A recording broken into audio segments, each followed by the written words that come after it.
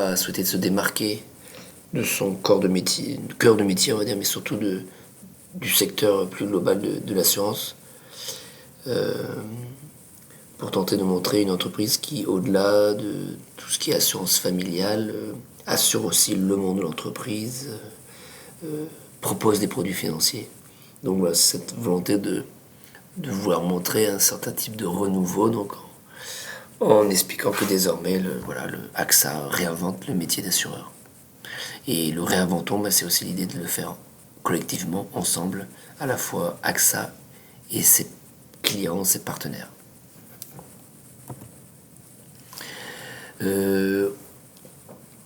J'avance dans le cours et puis je voulais aussi vous laisser entrevoir le fait qu'un logo ça coûte extrêmement cher, ou ça peut coûter extrêmement cher.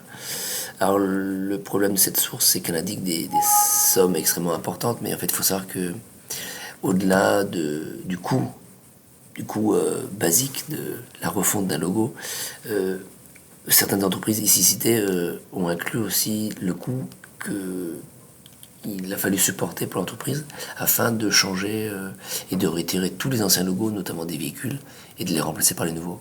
Voilà pourquoi ces sommes sont extrêmement importantes. Et parce que au-delà de la création de logo, il y a aussi bien sûr toute la campagne liée au nouveau logo qui est intégré à ces sommes-là. Donc voilà, ça donne. En fait, ce qu'il faut retenir, c'est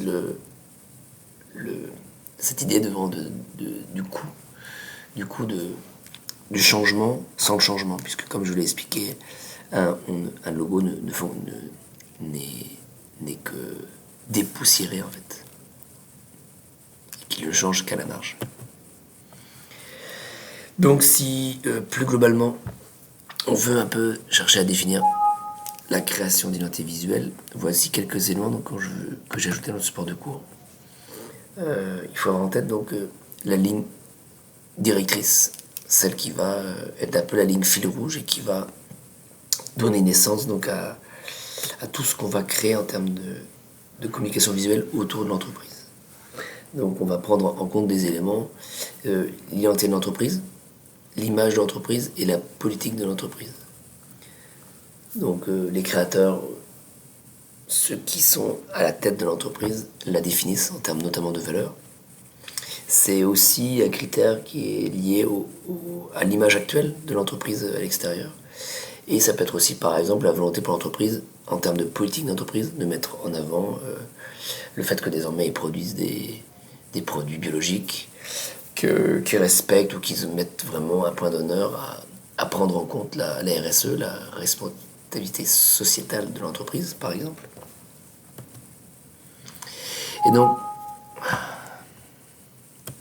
quand on est dans l'étape de recherche et de création de logo, il y a tout un travail, donc bien sûr en amont, que vous allez pouvoir faire au sein de chacun de vos groupes, et qui aura pour but donc d'essayer de traduire vos orientations à travers des choix à la fois de symboles, de couleurs, de typos. C'est ce qu'on a vu lorsqu'on a fait tout à l'heure l'analyse du logo de la Poste.